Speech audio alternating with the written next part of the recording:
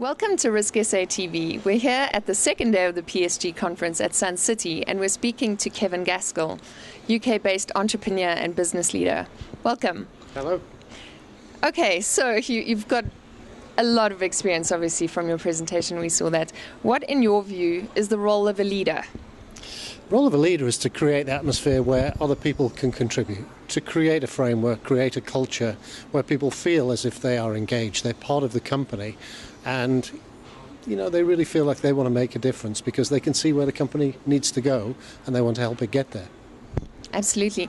Do you think that means that people should be ahead of the pack all the time, leading them?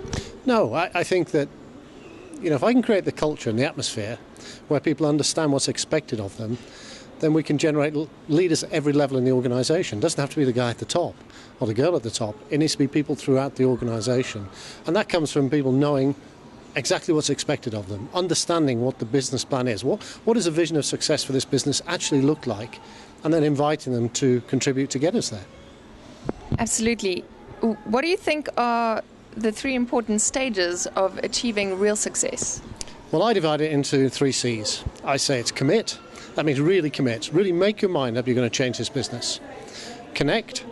That means create the framework. Make it easy for people to join in with the process. Let them see a roadway, a map. Create tools so that they can put their contribution towards driving the business forward.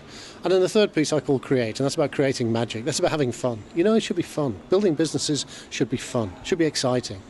Absolutely. One of the things you mentioned in your presentation was that you can't outspend the competition, but you can certainly outthink them. How do you stimulate that kind of thinking within a company? You're never going to outspend all of your competition. And I hear it as an excuse time and time again. And I say, look, forget that. We are bright people. Everybody's 5% genius, allegedly. So let's get all those 5% together and create whole genius, and then let that whole genius drive the business forward. And to do that, it's critical, 1, that people know where we're going. 2, they understand what that will look like. But then 3, we use some simple tools. We call it the ideas wall, where we invite people to get creative. You can think about anything you want to change in this business and put it on the wall, and then we'll talk about it.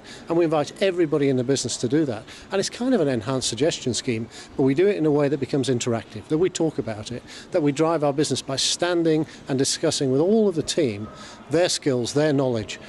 They know how to do their job better than I do. So let's take that knowledge and let's use it to drive the business forward. How do you encourage people to share those ideas? How do you incentivize them? I don't believe in staff suggestion schemes. I think that's really short-term, doesn't seem to work. So what we do is we say, look, we create a piece of the company that is owned by the team. We create some of the shares.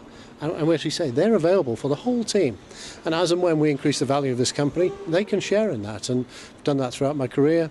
And, some people got very wealthy as a result, and that's great. Fantastic. We've heard from a lot of people today that there are a lot of challenges that companies of many different sizes are facing. What is your advice to them when things look like they're all going wrong and they just want to give up? Things will go wrong. Things really do go wrong. If they're not going wrong, you're not pushing hard enough. And what I say is it's not the end of the world. If something goes wrong, it's not the end of the world. Don't shout about it. Shouting doesn't help.